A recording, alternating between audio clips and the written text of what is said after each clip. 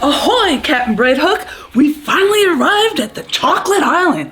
I can almost taste the cocoa goodness in this meringue-topped chocolate cream cake we're baking. Aye, matey, it's been a long journey filled with sweet temptation. But beware, this island is said to be guarded by the fearsome Choco Monster. Whoa! Who dares disturb my chocolatey domain? A really scary sea monster chopped off her hand. Well, that was unexpected. Ouch! And once again, the mermaid came through. Well, that came in handy. Thank you. With a magical cuff that saved her life. Don't worry, Captain. I have my handy meringue super soaker. Let's show this Choco Monster the power of sweets. Hey there, Mr. Choco Monster. How about a taste of the most delectable meringue in the 7 seas? It's another magical chocolate treasure chest. Perfect for the cream filling. Why did the chocolate chip cookie go to the doctor? 'Cause it was feeling crumbly. Have you heard about the chocolate treasure chest thief? She's always got a few tricks up her sleeve. Baking spray with flour and parchment paper. We're gonna make the meringue first. This will be a very cool, crunchy texture in the middle. And make sure your bowl is super clean or it won't whip up to stiff peaks. You take the whites of 4 eggs and whisk them on medium speed until it's foamy all the way through to the bottom. Then flip that puppy at a high speed and gradually add in 1 cup of sugar. We use a soup spoon to slow us down here. It gives the sugar granules time to dissolve. And that's stiff peaks! I love a good meringue super soaker. Pour this into another bowl and no need to wash this one. In another bowl, sift together 1 3/4 cup flour, 2 1/4 teaspoons of baking powder, and 1/2 teaspoon of kosher salt. Sifting makes for a finer crumb and light texture. We use kosher salt because it enhances the flavors instead of just making it taste salty. And it doesn't have that iodine taste either. Then beat 1/2 cup of butter until it's nice and fluffy. About 5 minutes. Beat in 1 cup plus 2 tablespoons of sugar and 1 teaspoon of vanilla extract. Beat in 2 eggs, 1 at a time, and scrape down the bowl after each one. Hey, did you guys preheat the oven to 350 degrees? Oops! We should have done that at the beginning, so it'd be ready by now.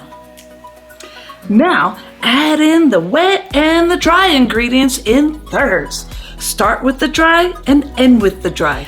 This will help you to not over-mix it. Then divide it into your pans, and we use cake strips here.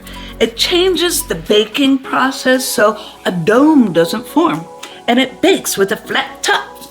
And that's important here. You'll see why in a moment. Then pipe on your meringue. It's gonna bake at the same time the cake does.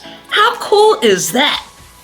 And sprinkle with some sliced or slivered almonds. Hey Frida, the other day I ate too much chocolate, nuts, and marshmallows. I won't lie, it was a rocky road. Why did the farmer buy a brown cow? He wanted chocolate milk. And bake for 35 to 40 minutes. And cool it on a rack with the meringue side up. This filling is pretty easy and well worth it. In your favorite saucepan, add your 4 yolks, 3/4 cup of the treasure chest chocolate pieces, 3/4 cup of sour cream, I know, but it's good, and 1/2 cup of sugar. Heat this on medium heat until it's nice and thick. That'll be right around 160 degrees, which is what you want it to reach to make sure the yolks get pasteurized. Pour it into another bowl to cool. Metal doesn't keep the heat as long as glass. And cover it with plastic wrap to prevent a skin from forming. We use meltless ice cubes to speed things up. Our chocolate whipped cream frosting is reinforced to stand up longer in the heat. Pour in 2 cups of heavy whipping cream, a 1/4 cup of sugar, and a 1/4 cup of cocoa powder, also from the treasure chest. Sift your cocoa powder if it's really lumpy or humid outside.